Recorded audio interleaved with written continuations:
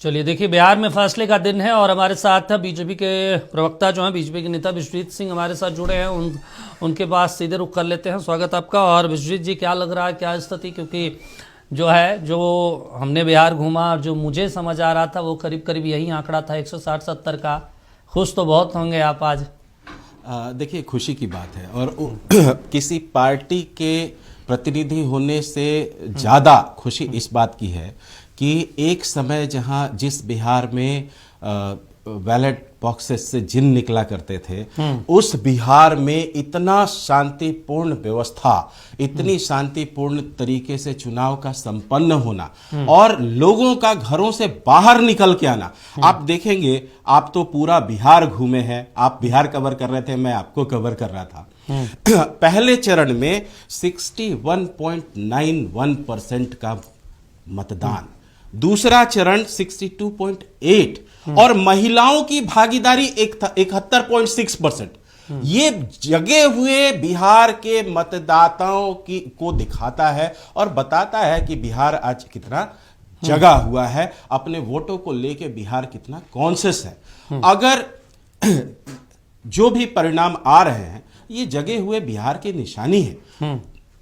ये सबसे पहले तो लोकतंत्र की जीत है और लोकतंत्र में आपकी हर एक चुनाव में आपको जीत हो, हार हो, जो भी परिणाम है उनको सहर्ष स्वीकार करना चाहिए। और जनता, बिहार की महान जनता निश्चित रूप से आज बधाई की पात्र है। मेरी बहुत चलिए, ठीक है विश्वजीत जी, आपको रोकना चाहते हैं। क्षितिज जी हमारे साथ जुड़ गए हैं, आरजेडी से हैं, नेता हैं और इन्होंने भी बिहार के कई क्षेत्रों में भ्रमण किया है, क्षेत्रों में समझने का प्रयास किया, लेकिन कहाँ समझने में चूक रह गई क्षितिज जी? देखिए दीपक जी, अभी 10 बज रहा है, 10:10 हो रहा है और हमें देखने में या हमारी मेहनत में या जनता के प्यार में कहीं कोई चूक नहीं है। और ये शुरुआती रुझान है। मुझे लगता है जितने भी लोग अगर आगे और पीछे होंगे तो वो 200, 400, 500 वोट से पीछे आगे होंगे और ये नंबर अभी बहुत हद तक बदलेगा और ये बदलेगा और हमें पता है, निश्चित है। और जो हमने देखा है, जो हमने समझा है, उस हिसाब से बिहार में हमारी सरकार बनना निश्चित है। और ये शुरुआती रुझान है। हम आपके साथ अभी 12 बजे तक हैं, 12 बजे के बाद हम बताएंगे आपको कि नंबर कैसे बदलता है। चलिए ठीक है विश्वजीत जी, जिस तरीके से पूरे बिहार का चुनाव देखें और लगभग नीतीश कुमार की शानदार वापसी दिख रही है। अब नीतीश कुमार का संभवतः ये आखिरी चुनाव भी होगा, क्योंकि अब जब 2030 में जब हम लोग निकलेंगे चुनावी यात्रा पे, तो नया चेहरा, नया विकल्प होगा बिहार के सामने। माना जाए ये एक शानदार फेयरवेल बिहार की जनता ने अपने लोकप्रिय मुख्यमंत्री को दिया है। आज तो शुरुआत हुआ है, तो फेयरवेल की बात करना मुझे लगता है कि बेमानी होगी। जनता ने, बिहार की जनता ने अपनी सरकार चुनी है। आने वाले समय में क्षितिज जी यहाँ बैठे हैं और 12 बजे तक हम लोग बैठे हुए हैं, तो आंकड़े बदलेंगे, वो देखेंगे। और मुझे लगता है कि 160 अभी दिख रहा है और आगे जाएंगे हम लोग। और जो रुझान अभी, हाँ, ये कहना गलत नहीं है कि शुरुआती रुझान है, लेकिन आज जिस तरह से गिनती होती हैं चुनावों में, वो शुरुआती रुझानों में ही एटलीस्ट पता चल जाता है कि हाँ, कहाँ क्या बन रहा है, क्या बिगड़ रहा है। तो मेहनत सारी पार्टियां करती हैं, लगन सारी पार्टियों ने तन्मयता के साथ लोकतंत्र के महापर्व में भागीदारी दिखाई, लेकिन निर्णय हमेशा जनता का होता है।